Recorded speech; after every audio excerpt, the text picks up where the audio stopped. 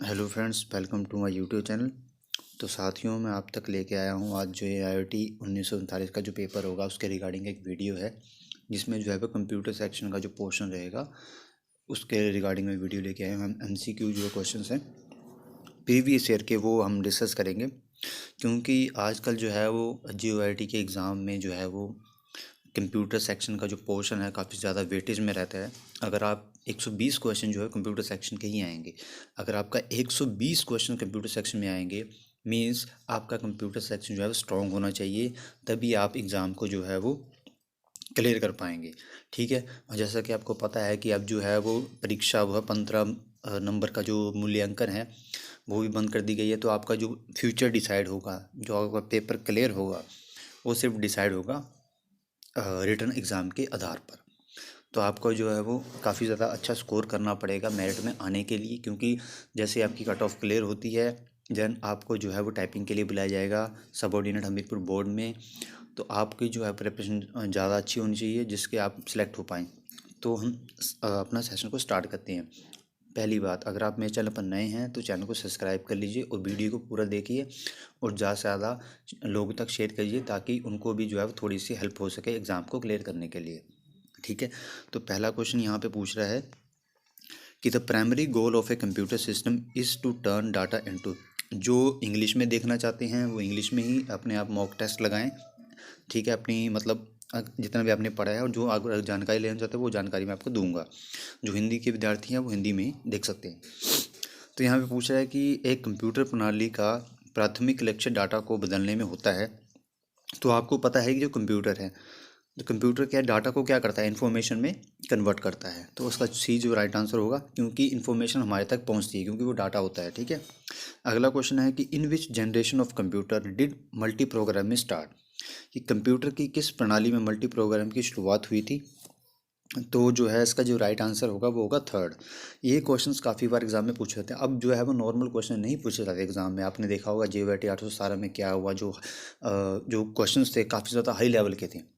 जो इन बच्चों ने जो है वो कंप्यूटर साइंस में किया हुआ था, इंजीनियरिंग या कोई MC वाले हैं या BC वाले हैं, वही पेपर को अटैम्प्ट करवाए थे। जो +2 वाला बच्चा है उसके लिए वो पेपर था ही नहीं, जिस टाइप का जो पेपर हुआ सेट किया गया था। तो आपकी जो तैयारी है वो हाई होनी चाहिए। ठीक है। कि एग्ज़ाम बोर्ड को भी पता है कि जो बच्चा है आजकल ये कंपटीशन इतना हो गया क्योंकि पोस्टें कम है और जो बच्चे आवेदन करते हैं वो काफ़ी ज़्यादा हैं। तो उसको मतलब करने के लिए हाई लेवल के क्वेश्चन जा सकते हैं, जैसे आपने JOIT 903 में देखा होगा। ठीक है। अगला क्वेश्चन हमारे पास है कि which is the smallest of the following computer. निम्न कंप्यूटर में से सबसे छोटा कौन सा होता है। तो इसका जो राइट आंसर है वो होगा नोटबुक। आप यहीं से देख सकते हैं कि डेस्कटॉप काफ़ी बड़ा होता है। अब जैसे जैसे मतलब हमारे तरक्की हो रही है तो जो साइज़ है वो बिल्कुल ही कम्पैक्ट कर दिया गया है, छोटा कर दिया गया है। लैपटॉप भी काफ़ी बड़ा होता है, जो नोटबुक होती है काफ़ी छोटी होती है, वो थिन होती है। ठीक है। चौथा क्वेश्चन हमारे पास आएगा कि generally which button of the music is used for okay.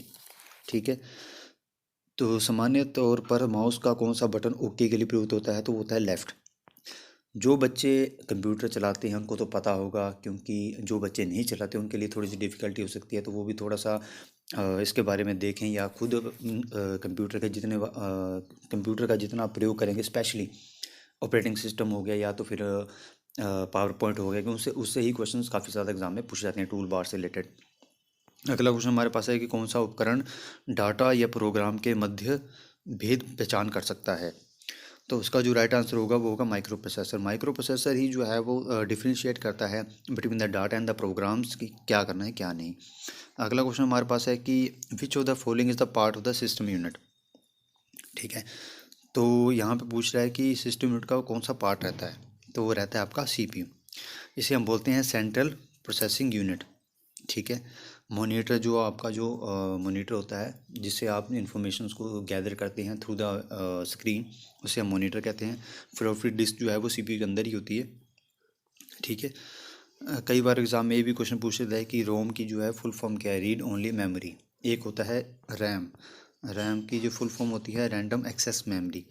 तो ये कई बार जो है वो इनके जो है वो फुल फॉर्म भी पूछ लेता है एग्जाम में, पर आजकल के नैब में नहीं पूछा जाता क्योंकि जो क्वेश्चंस का लेवल होता है काफ़ी ज़्यादा हाई होता है, इसलिए जो कट ऑफ है कम जाती है कई बार, और अगर इजी क्वेश्चन आ जाए तो ज़्यादा जाती है। अगला क्वेश्चन हमारे पास है कि an electronic path that connect one part of the computer to another is. तो काफ़ी ज़्यादा इजी क्वेश्चन है ये। दैट इज़ नोन एज बस। ठीक है, जो इलेक्ट्रॉनिक पाथ होता है जैसे कि एक कंप्यूटर को दूसरे कंप्यूटर से जोड़ा जाता है जिससे कि डाटा जो है वो ट्रांसफ़र किया जाता है, that is called the bus. बस आप याद रखेंगे। अगला क्वेश्चन हमारे पास है 50 क्वेश्चंस मैं आपके साथ डिस्कस करूँगा, तो वीडियो को आप अंत तक देखिए क्योंकि ये आपके लिए बेनिफिशियल रहेगा JEE एग्ज़ाम को क्लियर करने के लिए। अगला क्वेश्चन हमारे पास है कि which of the following computer language is appropriate for the commercial purpose. तो ठीक है, तो अगला इसका जो राइट आंसर होगा वो होगा ऑप्शन नंबर बी। ठीक है, कोबोल। कोबोल जो है वो एक लैंग्वेज है जो कि अप्रोप्रिएट है कमर्शियल पर्पस के लिए। बेसिक भी एक लैंग्वेज है। ठीक है, फोर्टर्न भी एक लैंग्वेज है, पर ये हाई लेवल लैंग्वेजेस हैं। ठीक है, अगला क्वेश्चन हमारे पास है smallest unit of the computer memory is called. ठीक है, स्मॉलेस्ट यूनिट आपको पता है कि कंप्यूटर की क्या होती है, वो होती है बिट। बिट है, बाइट है, मेगाबाइट। जैसे आप चलाते हैं ना फ़ोन पे, कभी फ़ोन पे चलाते हैं तो 4 बिट आएगा सबसे पहले, सबसे छोटी यूनिट होती है। तो इसका जो राइट आंसर होगा वो होगा बिट। ठीक है, bit is the smallest unit of the computer system. Okay, अगला क्वेश्चन है कि compiler. Compiler translate a program written in high level language into. तो काफ़ी बार एग्जाम में ये क्वेश्चन पूछा गया है कि कंपाइलर का जो काम होता है हाई लेवल लैंग्वेज को किस में कन्वर्ट करना। ठीक है, तो इसका जो राइट आंसर है वो होगा option number A, machine language. ये +2 जिसने IP रखी है, ये +1 या +2 में वो भली भांति इसको मतलब कर सकता है सॉल्व। ठीक है, अगला क्वेश्चन हमारे पास है कि MS DOS the command that is use to clear the screen. मैंने आपको बोला था ना कि जो डॉक्यूमेंट या पावर पॉइंट जो हम MS ऑफिस से भी काफ़ी ज़्यादा क्वेश्चन एग्जाम में आते हैं, जितना आप उनका चीज़ का प्रयोग करोगे थ्रू द प्रैक्टिकल, जितना आपको चीज़ें क्लियर होंगी। ठीक है, क्योंकि ये चीज़ें आप याद नहीं रख सकते, कितना टाइम याद रखोगे। अगर आप प्रैक्टिकली चीज़ों को करोगे तो that will always in your mind कि हाँ इस चीज़ें ये होता है। ठीक है, तो इसका जो राइट आंसर होगा वो होगा ऑप्शन नंबर ए, CIS। ठीक है, तो CIS जो है वो क्लियर स्क्रीन को क्लियर करने के लिए जो MS डॉक में एक कमांड होती है जिससे कि हम स्क्रीन को क्लियर कर सकते हैं। ठीक है, अगला क्वेश्चन है कि when more computer are connected at one place that is called. तो ये आपको पता है कि इसका जो है वो क्या होना चाहिए। मान लो आपकी क्लास है, उसमें काफ़ी ज़्यादा कंप्यूटर रखे हुए हैं। ठीक है, ऐसे ऐसे करके यहाँ है, इसको एक वायर के साथ जोड़ा हुआ था जिससे कि एक नेटवर्क क्रिएट हो सके थ्रू द सर्वर। ठीक है, तो उसको हम कहते हैं लैन। लैन इज़ द मीनिंग ऑफ, क्या होता है लैन की अगर फुल फॉर्म पूछ ले, ये पूछ सकता है लोकल एरिया नेटवर्क। ठीक है, समझ रहे हैं आप मेरी बात को। तो लोकल एरिया नेटवर्क जो है वो क्रिएट किया जाता है कि जिससे जो कंप्यूटर हैं वो एक साथ जुड़े रहें, उनको जो डाटा है एक साथ से हम उन्हें ऑपरेट कर पाएँ। ठीक है, थ्रू द सर्वर्स। ओके, अगला क्वेश्चन हमारे पास है कि द मोस्ट इंपॉर्टेंट और the powerful computer in a typical network is called. ठीक है, यहाँ पे ये बोल रहा है कि एक नेटवर्क जो है वो अधिक पावरफुल नेटवर्क कौन सा होगा टाइपिकल नेटवर्क के लिए। तो इसका जो राइट आंसर है वो होगा option number C, network server के थ्रू। ठीक है, अगला क्वेश्चन हमारे पास है कि an alternative name for the completely international network topology is. संपूर्ण रूप से अनियोजित नेटवर्क टोपोलॉजी के लिए अन्य नाम है। तो इसका जो राइट आंसर होगा वो होगा मैश। मैश आपको याद रखना है कि जो इंटरनेशनल इंटरकनेक्टेड नेटवर्क होती है टोपोलॉजी को, उसे मैश कहते हैं, अल्टरनेटिव रे। इस नाम का एक अल्टरनेटिव जो शॉर्ट नेम है वो है मैश। अगला क्वेश्चन है कि word in a web page that when clicked open another document is called. किसी वेब पेज में एक वर्ड है जिसे क्लिक करने पर अन्य डॉक्यूमेंट खुलता है, that is known as the hyperlink. ये आपने देखा होगा, जब आप क्लिक करते हो तो सीधी वो एक जो लिंक है वो दूसरे पेज में खुलता है, that is called the hyperlink हम बोलते हैं। आपने HTTP का नाम सुना होगा, है ना, हाइपर टेक्स्ट, है ना। एक होता है HTML, hyper text markup language. ठीक है, तो ये है। चलते हैं अगले क्वेश्चन की तरफ। हमारा अगला क्वेश्चन है कि व्हेन यू कट और copy information it gets place in the. जब आप किसी जानकारी को कट या कॉपी करते हैं तो वह स्थान प्राप्त करती है, तो वो कहाँ करती है, क्लिप बोर्ड में करती है, जिससे कि आप पेस्ट कर पाएँ। ठीक है, अगला क्वेश्चन हमारे पास है कि विच type of files is created by the word processing program. Word processing program द्वारा किस प्रकार की जो फाइल जो है वो निर्मित होती है। तो इस क्वेश्चन का जो राइट आंसर होगा वो होगा ऑप्शन नंबर डी, डॉक्यूमेंट। कोई भी वर्ड प्रोसेसिंग में जो फाइल होगी वो डॉक्यूमेंट फाइल ही बनेगी, डॉट डॉक करके। ठीक है, तो ये आप याद रखेंगे चीज़ें। अगला क्वेश्चन हमारे पास है, which of the following device used set of beads to represent the unit of data. निम्न में से कौन सा उपकरण डाटा की इकाई को प्रस्तुत करने के लिए बीड्स के सेट का प्रयोग करता है। That is known as the abacus. Abacus नाम का जो है एक डिवाइस है जो यूनिट का जो है वो डाटा रिप्रेजेंट करता है सेट ऑफ बीड्स में। ठीक है। अगला जो हमारे पास क्वेश्चन है वो है कि expert system is the characteristic of which of the generation of the computer. Expert system किस पीढ़ी के कंप्यूटर का लाक्षणिकता है। तो इसका जो राइट आंसर होगा वो होगा फिफ्थ जनरेशन। जब चार्लिस बेबेज ने जो है वो कंप्यूटर की खोज की थी तो जब सब जनरेशन्स के हिसाब से होते थे। फर्स्ट जनरेशन में कंप्यूटर जो है वो सिर्फ कैलकुलेशंस के लिए यूज़ होता था, काफ़ी ज़्यादा बड़ा होता था। जैसे जैसे जनरेशन्स आते गए, जनरेशन की कितनी ज़्यादा टेक्नोलॉजी उसमें वास्ट की गई है, मतलब टेक्नोलॉजी के आधार पर उन चीज़ों को कम करके कंपाइल करके छोटा, जैसे कि मैंने आपको बताया कि सबसे जो है छोटा जो है वो आज का नोटबुक है। तो ये टेक्नोलॉजी का ही प्रारूप है जिसे हम कहते हैं जनरेशन्स। जैसे आपने लैपटॉप में देखा होगा थर्ड जनरेशन i5 जनरेशन, जिसमें कुछ ना कुछ ज़्यादा जो है वो टेक्नोलॉजी रहती है। ठीक है, ज़्यादा फैसिलिटी रहती है बेसिकली। अगला क्वेश्चन हमारे पास है कि 20 the flow and the timing of data to and from the microprocessor is regulated by. Microprocessor से डाटा के आने जाने का प्रवाह तथा समयन के द्वारा नियमित होता है। तो इसका जो राइट आंसर होगा वो होगा कंट्रोल पिंस के द्वारा जो है इसको जो है वो माइक्रो प्रोसेसर का रेगुलेटर जो है रेगुलेटेड किया जाता है कंट्रोल पिंस के द्वारा। अगला क्वेश्चन हमारे पास है कि which of the following is an example of N input device.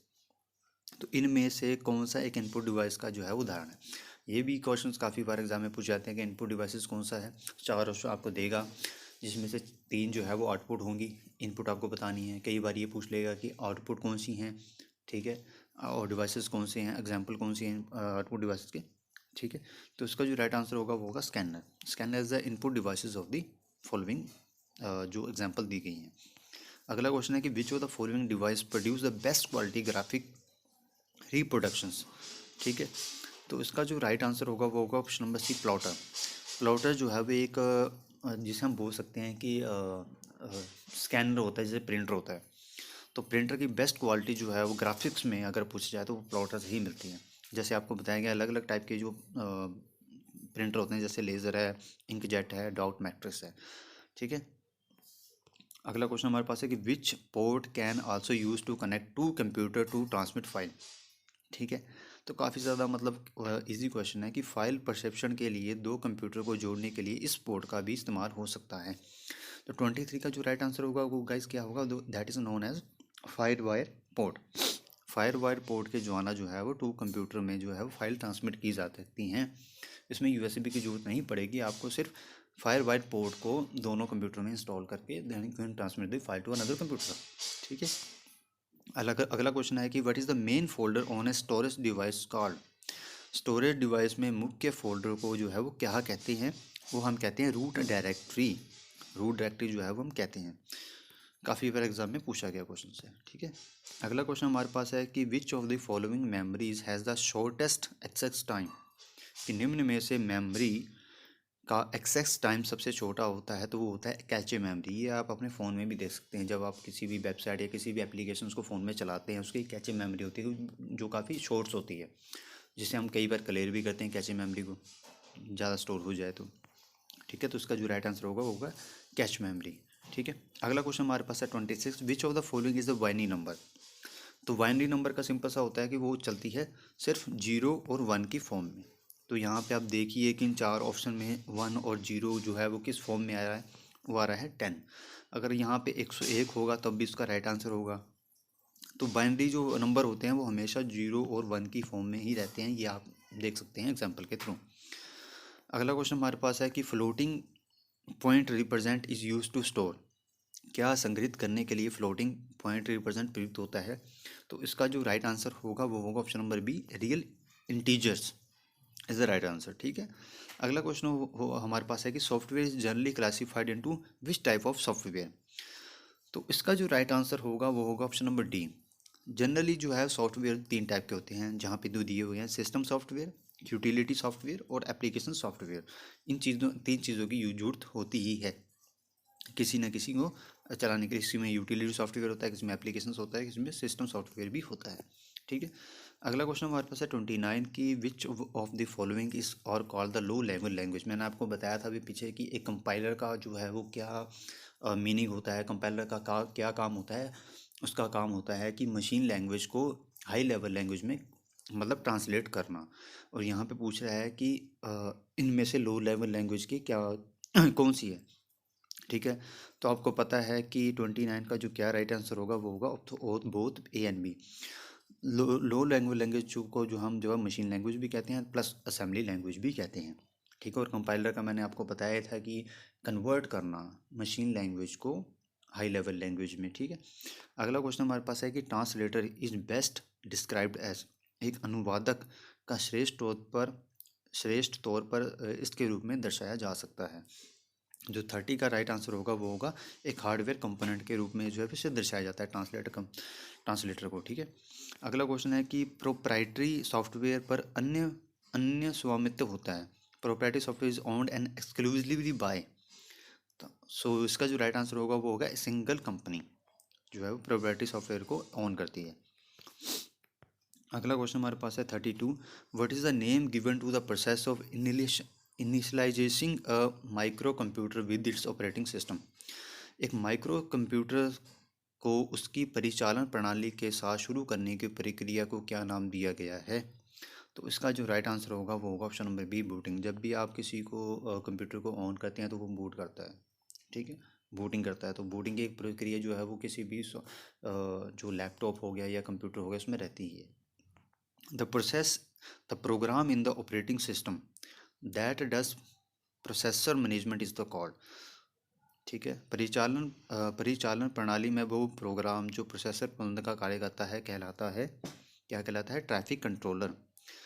तो ट्रैफिक कंट्रोलर जो है वो उसे कहा जाता है। Option number is the right answer. ठीक है। अगला क्वेश्चन है कि which of the following is not the type of real time operating system. इन चारों में से दिया गया जो है वो कौन सा जो है वो रियल टाइम ऑपरेटिंग सिस्टम नहीं है। ठीक है। तो उसका जो राइट आंसर होगा वो होगा option number C complex real time operating system. Option number C the right answer. ठीक है। तो आप देख सकते हैं किस तरह का जो है वो लेवल रहने वाला है। ठीक है। GOT 939 में, क्योंकि आने वाले एग्ज़ाम में भी जो है वो इसका लेवल जो है थोड़ा सा ज़्यादा रहेगा। आपको पता है कि रिटर्न एग्ज़ाम से ही जो है वो अब जो है वो डिसाइड होगा कि कौन जो है वो क्लियर करेगा कौन नहीं करेगा। पहले तो एग्ज़ाम होगा, देन कट ऑफ आएगी, उसके बाद जो है वो जो बच्चे सिलेक्ट होंगे वो जाएंगे आपके टाइपिंग के लिए।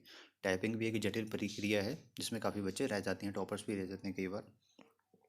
विच type of command in MS-DOS needs additional files for their executions. ठीक है। यहाँ पूछ रहा है कि MS-DOS में किस प्रकार के कमांड को निष्पादित करने के लिए अतिरिक्त फाइलों की आवश्यकता पड़ती है। तो option number B is the right answer. External command की आवश्यकता हमें पड़ती है MS-DOS में। ठीक है। अगला क्वेश्चन है कि इन MS word changing the appearance of a document is the called. यहाँ पूछ रहे हैं कि MS-DOS में डॉक्यूमेंट के प्रदर्शन को बदलना क्या कहलाता है। तो 36 का जो राइट आंसर होगा वो होगा फॉर्मेटिंग। ठीक है। Formatting the right answer. अगला क्वेश्चन है कि which command is used in MS Excel to calculate the total character in a cell. MS Excel में किसी एक सेल में कुल अक्षरों की गणना के लिए कौन सा जो है वो हम कमांड जो है यूज़ करते हैं। तो 37 का जो राइट आंसर रहेगा वो होगा लेन। LEN कमांड यूज़ करते हैं इज इक्वल टू बाकी जो भी है आगे जो मतलब एक फॉर्मूला लगता है। ठीक है।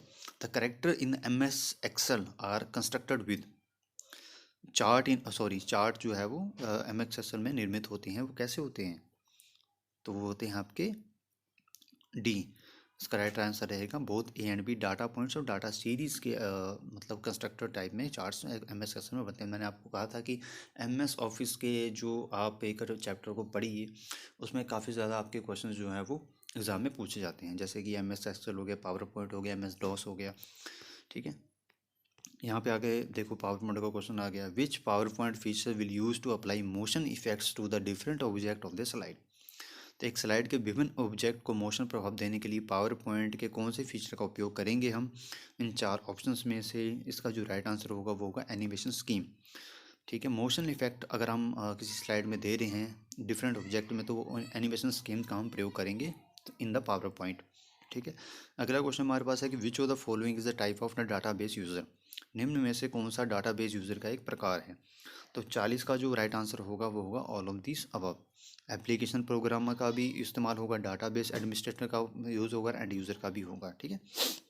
अगला क्वेश्चन हमारे पास है कि which of the following is not a type of data model, निम्न में से डाटा कौन सा डाटा मॉडल का एक प्रकार नहीं है। तो इसका जो राइट आंसर होगा वो होगा एब्स्ट्रैक्ट मॉडल जो है वो is not a data type model. अगला क्वेश्चन हमारे पास है कि Microsoft Access is an example of which, मतलब माइक्रोसॉफ्ट किसका एग्जांपल है यहाँ पे, जो उदाहरण दी गई इनमें चार में से किसका एग्जांपल है, तो वो आपका है नन ऑफ दिस, किसी का भी नहीं है इनमें से, ना ही कंप्यूटर का, ना सीपीयू का है, ना ही डिवाइस का है। ठीक है। अगला क्वेश्चन हमारे पास है कि in the MS Access text data type में contain maximum character of, MSS में टेक्स्ट टाइप डाटा टाइप में महत्व अक्षर हो सकते हैं, मैक्सिमम कितने कैरेक्टर्स हो सकते हैं, ये वहाँ पे पूछने की कोशिश कर रहा है। तो जो है वो 255 कैरेक्टर जो है वो एक एमएस डाटा टाइप में हो सकते हैं मैक्सिमम। ठीक है, मिनिमम मैक्सिमम हो सकते हैं। ठीक है। यहाँ पे अगला क्वेश्चन है कि 44 है, a central computer surrounded by one or more satellite computer is the called, एक मुख्य कंप्यूटर जो एक या अधिक सैटेलाइट कंप्यूटर से घिरा होता है कहलाता है, तो वो क्या कहलाता है, वो कहलाता है स्टार नेटवर्क। ठीक है, स्टार नेटवर्क उसे बोलते हैं। ठीक है। A machine that connect to or more electronic mail systems and transfer message between them is called the, क्या होगा। ठीक है। तो इसका जो राइट आंसर है वो mail gateway is the right answer. ठीक है। अगला क्वेश्चन हमारे पास है कि in OSI model which of the following type layer decide the path of data, OSI model में निम्न में से कौन सा स्तर डाटा पाथ तय करता है। तो 46 का जो राइट आंसर होगा वो होगा नेटवर्क डिसाइड करता है कि डाटा का पाथ क्या होगा, किस तरह से वो डाटा जो है वो ट्रांसफ़र होगा। ठीक है। ये लेयर जो है वो डिसाइड करती है पाथ ऑफ डाटा के लिए, नेटवर्क। अगला क्वेश्चन हमारे पास है कि website is a collection of, एक वेबसाइट किसका संग्रहण है। तो वेबसाइट जो है वो इन दिए गए ऑप्शन में किसी का भी संग्रह नहीं है। ठीक है। ये आप क्वेश्चंस यहाँ पे देख सकते हैं। अगला क्वेश्चन है कि which of the following is not a part of email address. 48वां क्वेश्चन पूछा गया है कि निम्न में से कौन सा ईमेल एड्रेस का हिस्सा नहीं है, दैट इज प्रोटोकॉल जो है वो ईमेल का नहीं है, user name and domain name email address का ही एक पार्ट है। अगला क्वेश्चन हमारे पास है कि which of the following use to write web pages, web page बनाने के लिए जो है वो किसका प्रयोग किया जाता है। 49 का जो ऑप्शन रहेगा HTML, मैंने आपको पहले ही बताया था कि हाइपर टेक्स्ट मार्कअप लैंग्वेज जो है वो इसका जो फुल फॉर्म रहेगा, और ये जो है वो वेब पेजेस को बनाने के लिए राइट होता है। अगला क्वेश्चन है कि software program that close potential security branches in an operating system are known as, एक परिचालन प्रणाली में वह सॉफ्टवेयर प्रोग्राम क्या कहलाते हैं जो संभावी सुरक्षा अतिक्रमण को बंद करता है, that is known as the security patches. ठीक है। तो यहाँ पे अगला क्वेश्चन हमारे पास पूछा है कि a virus that can delete antivirus software is the call, तो एक वायरस जो एंटीवायरस सॉफ्टवेयर को डिलीट कर सकता है कहलाता है, क्या कहलाता है, none of these is the right answer. तो आज फ़िलहाल इतना ही 50 क्वेश्चंस मैंने आपके साथ डिस्कस किए हैं। आई होप आपको अगर वीडियो इन्फॉर्मेटिव लगती है तो प्लीज़ अपने जो सहपाठी हैं उनके साथ भी डिस्कस करिए जिन्होंने एग्ज़ाम भरा हुआ है, ताकि उनको भी एग्ज़ाम में, आने वाले एग्ज़ाम में काफ़ी ज़्यादा मतलब सहायता मिले, क्योंकि अब डे बाय डे कॉम्पिटिशन काफ़ी ज़्यादा बढ़ रहा है। जैसा कि आपको पता है कि JOIT 939 में जो है वो सबसे ज़्यादा जो है महिलाओं ने पार्टिसिपेट किया है, लगभग 70,000 के आसपास, 1,28,000 बच्चों ने जो है वो 200 पोस्टों पे पेपर भरा है। तो ओबियसली सी बात है, जो पेपर रहेगा वो थोड़ा सा हाई टफ रहेगा पेपर, तो इसके लिए आपको प्रेपरेशन स्टार्ट करनी पड़ेगी। अगर आप मेरे चैनल पर नए हैं तो चैनल को सब्सक्राइब कर लीजिए, क्योंकि अब तक मैं ऐसी वीडियो लेके आता रहूँगा, कंप्यूटर से रिलेटेड, HP GK से रिलेटेड और इंडियन GK से रिलेटेड जो भी वीडियोस रहेंगी वो मेरे चैनल पर आती रहेंगी कंटिन्यूसली। और कोई भी इंफॉर्मेटिव वीडियोस जो आती है या कोई नोटिफिकेशंस आती है हमीरपुर बोर्ड के द्वारा, वो भी मैं आपके साथ डिस्कस करूँगा। तो वीडियो को अंत तक देखने के लिए आपका बहुत धन्यवाद। At the last, thank you for watching. जय हिंद, जय हिमाचल।